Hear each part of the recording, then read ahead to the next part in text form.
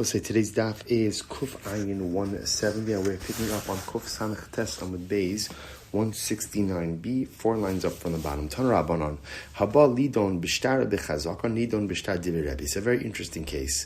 So let's say Ruvain is claiming that Shimon sold him land, and Ruvain is proving his claim both through a shtar, he has a document, and chazaka. He's also used the land for 3 years uncontested. So which one of those two do you utilize in order to go ahead and certify his claim? So Rabbi says, Nidon b'shtar. Rabbi says that we go ahead and we use the shtar over the chazaka. Rabbi Shmuel says no, omer bechazaka. He says that again, when faced with a decision between shtar and chazaka, ultimately again, we go with chazaka. By my kamiflagi, so I asks the Gemara, what's the machlokis over here?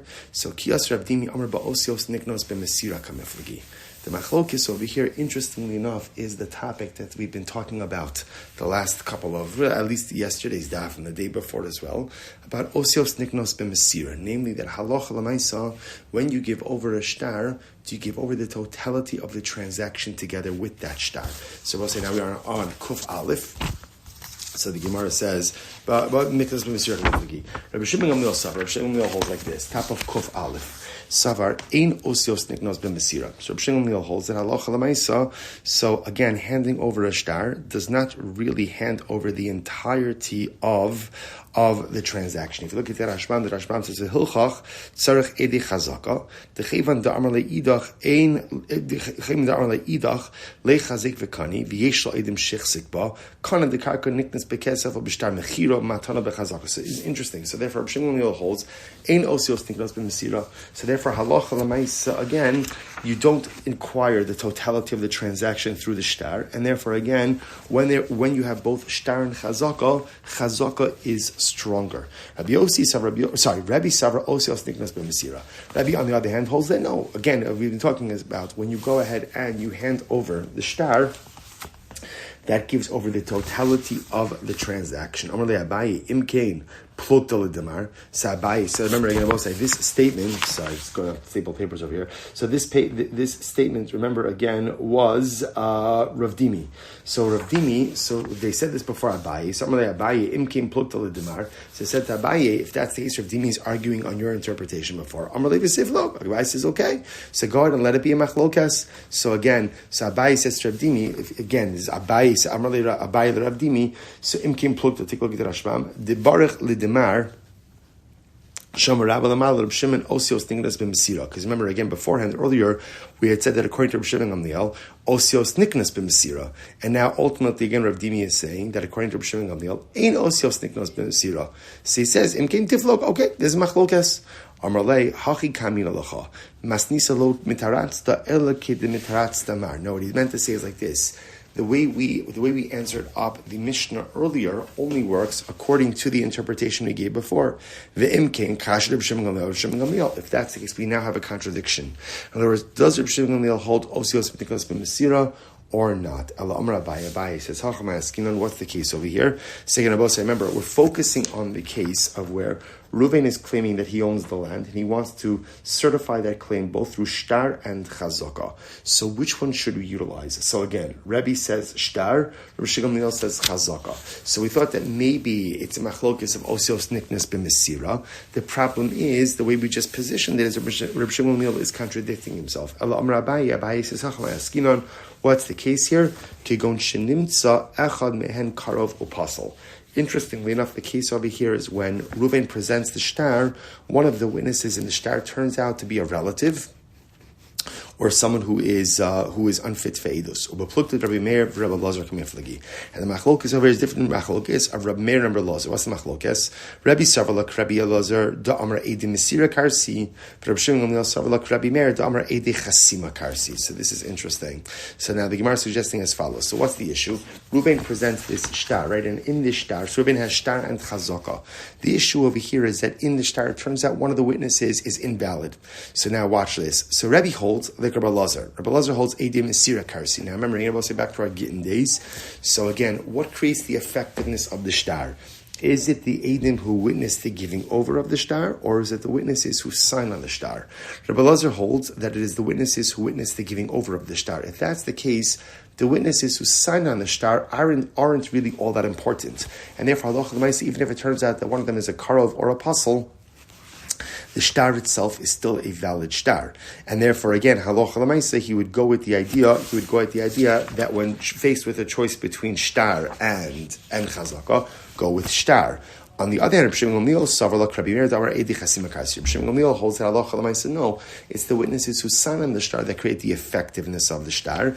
And therefore, again, if one of the witnesses who signed on it is invalid, then better off to go with chazaka than to go with shtar. Rabbi Abba, Rabbi Lazar But 1 second, we learn that Rabbi Lazar, even Rabbi Lazar holds a Mesira Karsi, so it's the witnesses who witness the giving over of the shtar that really create the effectiveness of the transaction.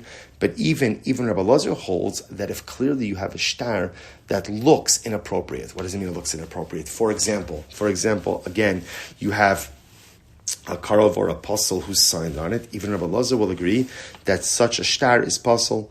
Ela Amar Rabbi Avinu hakol modim shimkasu bo huskaknu leidusan shel edim v'nimtzas edusan mizuyefes shu pasal kid Rabbi Abba. So the Gemara says you're right. Everyone agrees that if halacha l'maisa, again, that if it's written in the shtar that we investigated the edus of these individuals and it turned out that the edus is not correct, that the edus obviously again that the shtar will be invalid. In other words, that's Rabbi Abba.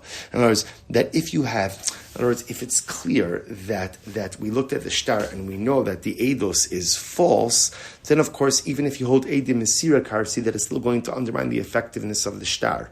Lo nechloku el b'shtar she'ein alav eidim klal. Interesting. Where's the machlokes? The machlokes will be in a case of a shtar that doesn't have any eidos at all.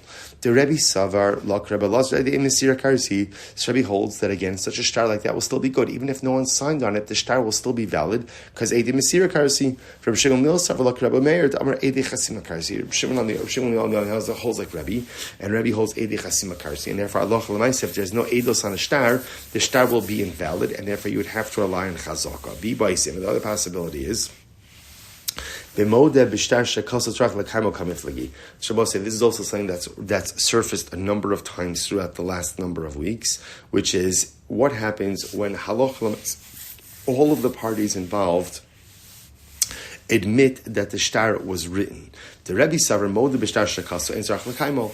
Rebbe holds that if Halacha L'Maisa, you have a shtar and everybody agrees that the shtar was written, there is no need for any type of certification.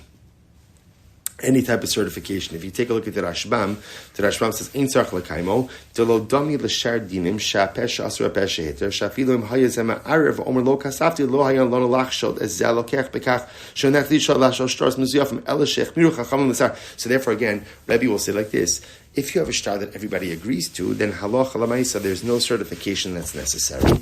If there's no certification that's necessary, then one could use that over chazaka. From Shmuel Silber holds that no, even if both parties agree that the shtar was written, the shtar still has to be certified. But we heard just the opposite. We learned just the opposite. So we'll say this is an interesting case. Ruvain lent Shimon $1,000, and there was a document that said it. Now, Ruvain and Shimon are both holding onto the shtar. Malva Omer Shelihu v'nafumenu masasiv. So what happens? So the lender says, the shtar is mine. I dropped it, and the borrower, Shimon, is holding onto it. But in other words, remember, Ruvain, the lender, holds onto the shtar until he collects from it. So Ruvain's claiming that the shtar was his, he dropped it, and Shimon picked it up, right? But ultimately, again, the debt is unpaid. Velova Amar, on the other hand, the borrower, right? Shimon says, Shalchahu v'nafal mimeni. I'm sorry. Velova Amar Shalchahu uparativ lacha.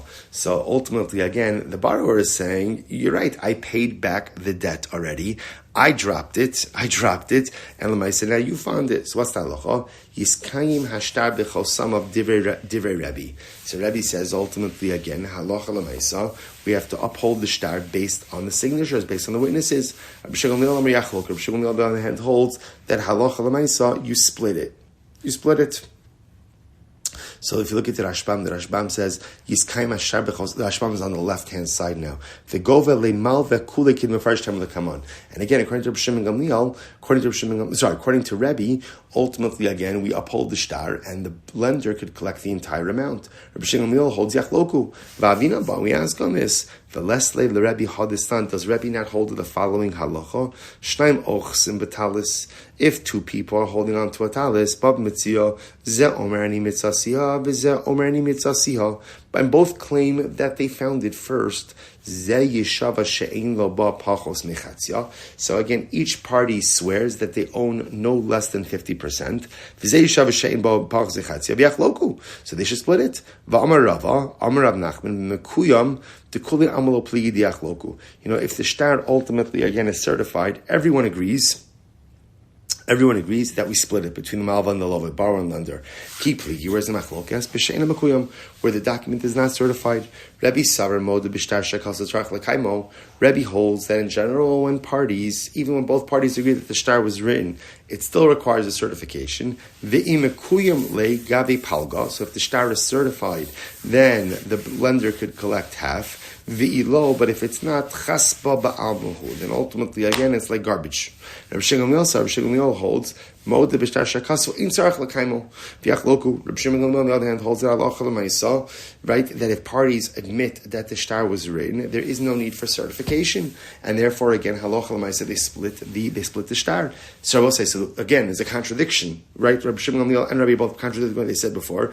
Epoch, the Gemara says no, not a problem. Just switch the respective positions. The other possibility is the olam lo sevach. No. Don't start switching around anything. Elahacha bilevarer kamiflagi. Shabbos is very interesting. So what's the machlokes over here? The machlokes over here is going ahead and doing a ber hadvarim investigation. Now, what does this mean? Take a look at the Rashbam. Elacha bilevarer kamiflagi. The Rashbam says, Adam shetoy lema'arer shnei minei chazakos yeshli. Achashish biyadi adayin shtar mechira sha'asisali al ze asada v'od sheyeshli edei chezkas shalosh shanim. Right, so again, like our case over here, Ruvain's claiming, I bought it from you, Shimon, and I have two things. I have a shtar, and also, again, I have witnesses that say that I used it for the years of Chazak. V'ka'amar Rebbe nidam shtar shetzarech levarer ula ames es dvarov ula havi es ashtar kimo shetan ve'edei chazak b'loshar. So again, Rebbe says, so we'll see essentially, when Ruvain presents this, how much of an investigation do we have to do about his claim? So the Gemara says, now let's explain this. Ki had Rav Yitzchak bar Yosef have a masik bezuzi Rabbi Abba. So one time Yitzchak bar Zuzi lent money to Rabbi Abba. Asik made Rabbi Yitzchak nafka. They came before Rabbi Yitzchak nafka. Amar praticha bifnei ploni uploni, and he said, I paid you back in front of so and so and so and so. Amar le Rabbi Yitzchak, yavou ploni uploni v'ya'idu. So let those two witnesses that supposedly witnessed the repayment, let them come and testify. Amar le ilo asu lo mehemna, and tell me, and if they wouldn't come, you wouldn't believe me? V'ha kaimulan hamalbes chavera be'edim einos rach lefara be'edim. But yet we learned that halacha l'maisa, if you lend someone money in the presence of witnesses, repayment doesn't have to take place in the presence of witnesses. So we see you don't have to call witnesses. So what's going on over here? Amar le ana kahi shmaita demar svirale. I hold like the other ruling of Mar. What happened? Amar Rabbi Abba, Amar Rav Adavar Ava, Amar Rav, Homer lechavera praticha. Bifnei ploni uploni, right? If Ruvain says to Shimon, I paid you back in front of witnesses. Tzarech she'avo ploni uploni v'ya'idu. Ultimately, again, you have to bring ploni uploni. So I will say what this means is as follows. So this is really very interesting. What the Gemara is suggesting is like this. Sometimes, if you make a claim, and the claim ultimately, again, is, the claim could be certified with less, but you give more information. So the shaila is, do you have to do the due diligence on the additional information or not? That's really the fundamental issue over here. That's what we mean, halacha l'maisa, by being mevarer. So do you have to go ahead? So now what the Gemara is suggesting is as follows, which is really quite interesting. Yeah, but right. So in other words, so for example, let me just clarify this a little bit. So in this case over here, right, Reuven's claiming that he bought the field from Shimon. Now, Reuven's claiming that he has a shtar and chazaka. Now, the truth is, once you have chazaka, you don't really need anything else. So, the question just now becomes, now that he said that he's going ahead and he also has a shtar, right, then halacha l'maisa, do we have to investigate that shtar? That's the right. So, what's fascinating about this is, on one hand, Reuven is providing additional information, right? All he had to say was, I used this property for the 3 years of chazaka. Done. There is nothing more to talk about after that. But in this case, he said, not only did I use it for the years of chazaka, but I also went ahead and have a shtar. So now the shaila is, do you have to be mevarer? Do you have to clarify the nature of the shtar or not? So the Gemara is suggesting, this is the machlokes, maybe Rabbi and Rabbi Shimon Gamliel, right? When Rabbi says, nidon b'shtar, what Rabbi means, let's say, Reuven, listen, now that you mentioned the shtar, we got to do the due diligence on the shtar. Rabbi Shimon Gamliel says, no, leave it alone. He has chazaka, there's nothing really more that you have to talk about. So, and again, so the Gemara says, same idea over here, right? When in the case that we saw before, the Gemara said in the case of, who was it? Rabbi Yitzchak Bar Yosef and Rabbi Abba. So now, again, the borrower said to the lender, I paid you back. And he says, I paid you back in front of so-and-so and so-and-so witnesses. So again, he didn't need to say that information. But now that he said it, so again, perhaps we have to go ahead and investigate the witnesses. Very interesting. So, Amrali, Ana Bar Ha'ishmaita Demar Svirle Dam Rabbi Abba Amrav Ada Bar Ava Amarav Homer Lechaver Praticha Bifnei Ploni Uploni. Again, if Reuven says to Shimon, I paid you back in front of Ploni and Ploni witnesses, then what's the halacha? So Ploni and Ploni have to now come and testify. Even though, again, technically speaking, we didn't need this. In other words, you don't have to pay back per se in front of witnesses, but because you gave the information, therefore you have to corroborate it. It's really quite interesting. So Rav Gidal said the name of Rav, that halacha l'maisa, the halacha follows Reb Shimon Gamliel. Namely, so remember again, so what we're suggesting now, so just to clarify what's happening over here, is the Gemara is suggesting, going back to the case, right? How do we start today's daf? We start today's daf with Reuven claims that Shimon sold him property. Now Reuven says, I have both a shtar and chazaka in order to prove my claim. So the truth is, remember, chazaka by itself is more than enough, doesn't need a shtar. So when Rabbi said, nidon b'shtar ultimately means that what? That Allah Chalamaysa, even though you didn't need the shtar, but now that you brought up the shtar, we have to investigate the shtar. And Rabbi Shimon says, no, not true. Chazaka is good enough. We don't even have to pay attention to the shtar. So now, Hamar of Kisa, the Gemara says, So Rav Gila is the name of Rav, namely that the halacha follows Rav Shimon Gamliel. Now what is that? Now what that would mean is that halacha l'maisa, when Reuven says I have a shtar and a chazaka, we say I don't care about the shtar. Just tell me about the chazaka, and we are good to go. I va'af Rebbe lo amar. We'll say top of Kuf Aleph on the base. Kuf Ayin, 170b. Va'af Rebbe lo amar ela levarer. So again, so what's interesting in the Gemara says is like this, because even Rebbe said that halacha l'maisa, that it's not really the pshat that you need the shtar. Right? Rebbe just said, now that you mentioned it, so you have to go ahead and support it. Right? In other words, Rebbe is not arguing in principle with Rabbi Shimon Gamliel. Rebbe's agreeing that once you advanced chazaka, that's enough. But Rebbe's saying, but now that you said it, I know you didn't have to say it, but now that you said it, halacha l'maisa, you have to somehow certify that that's true. So again, ultimately, it's Rabbi Yitzchak Nafcha, says back to Rabbi Abba, you're right, I also meant just ultimately again that you don't actually need the shtar, but rather again halacha l'maisa, you just have to go ahead and be mevarer the shtar, because he holds ultimately again like Rebbe in that situation. So it turns out that fascinatingly enough, the machlokes Rebbe Shimon Gamliel is if you advance a two-pronged claim, and one prong is unnecessary because your claim was already supported by the first part. In other words, so in this case, Reuven's claim of ownership was already supported by chazaka, but yet he still advanced shtar. So what do you do with such a situation like that? So again, Rebbe will say tzarach levarer. You need to clarify the shtar. You said it. Now that you said it, we got to clarify. Rabbi Shimon says no. We could ignore the shtar. ultimately, again, because we have chazaka. Incredible. All right, Mishnah, Amud Beis, Misha para miktas tovos. Well, it's a very interesting case over here. So Ruvain lent Shimon $1,000. Shimon paid back $500. Now, the problem just is, the only document they have is a document that says that Ruvain lent Shimon $1,000. So now, obviously, Shimon doesn't want that document in existence anymore because halacha l'maisa, he doesn't owe $1,000, he only owes $500. So what do you do now? Rabbi Yehuda Yachlif. Rabbi Yehuda says, Liyachlif. Now, Yachlif literally means exchange. The Rashbam says over here, Yikra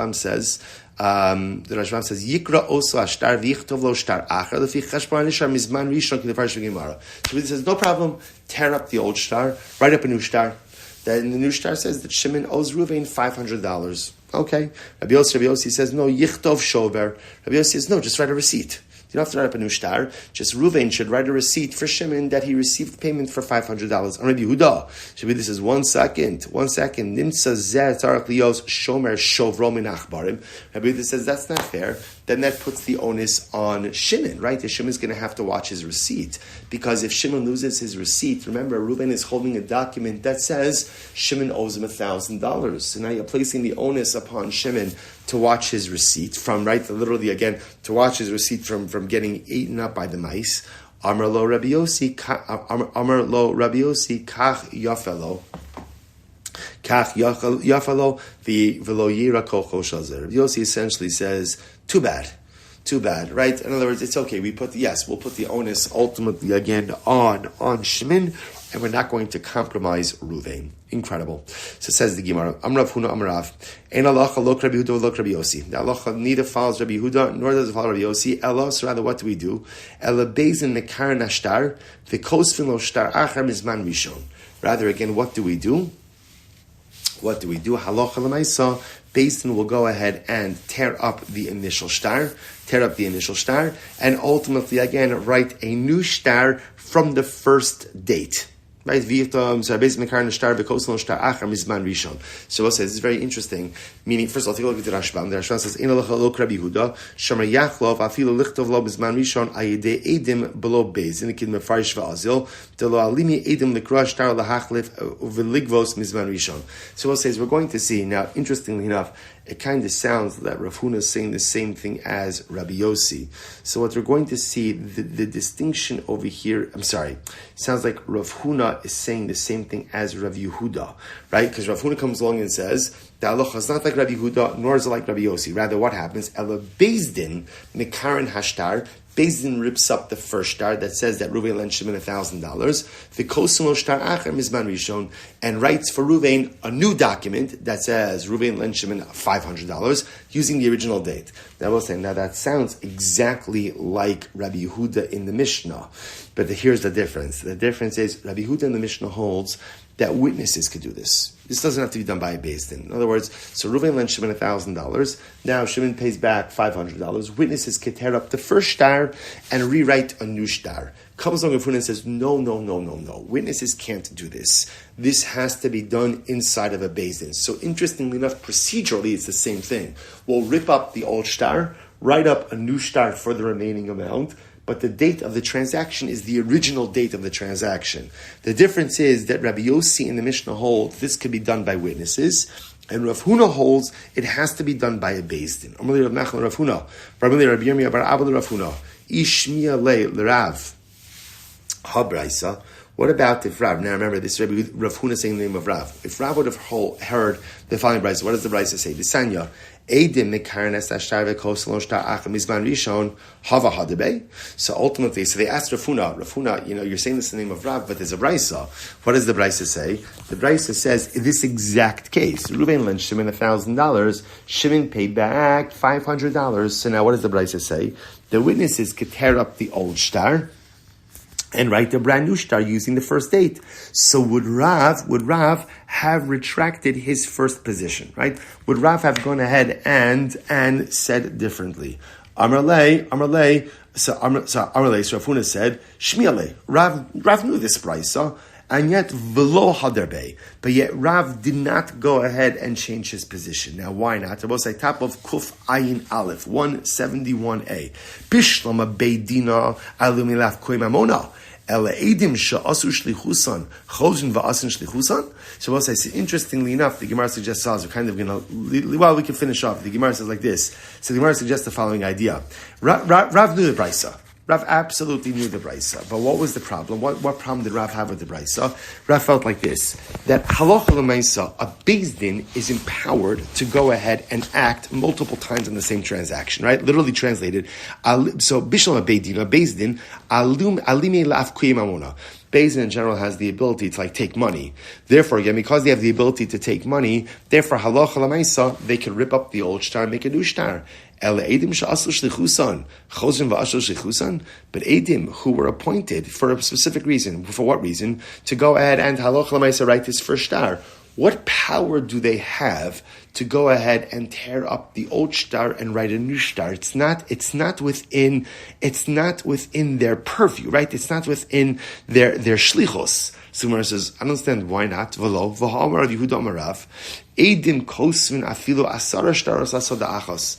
Now, why is that? The Gemara says, literally translated, edim could go ahead and write 10 shtaros on the same piece of land. Now, what does that mean? Take a look at the Rashbam. Misha avad shtaro va'amrli edim kisfuli acher chozun v'kosin afilu asara shtaros im avdu zechus. This is actually interesting because this was a hotly contested topic over the last couple of days. If, let's say again, Reuven has a shtar, certifying his ownership of land, and he lost the shtar. And now he asks witnesses to go ahead and redo the shtar, right? So then halacha l'maisa, they could do that. So they could author, or they could sign on a replacement shtar even 10 times. So you see that Edim are empowered to do things beyond the initial scope of their agency, to which the Gemara says, no. So the Gemara says, that's a different case. Rav Yosef Amar b'shtar matana. So Rav Yosef says, that's different. That's talking about that case where the witnesses could keep writing over additional documents is a shtar matana. Because the shtar matana has no achrayus. So because it has no achrayus, because it has no guarantee, there's nothing wrong with the witnesses writing it over and over again. Rabbi says, b'shtar she'en bo achrayus. Rabbi says, even if it's not a matana, again, the idea is the same idea, that ultimately, again, it doesn't have achrayus. So because it doesn't have achrayus, therefore, halacha l'maisa, witnesses could go ahead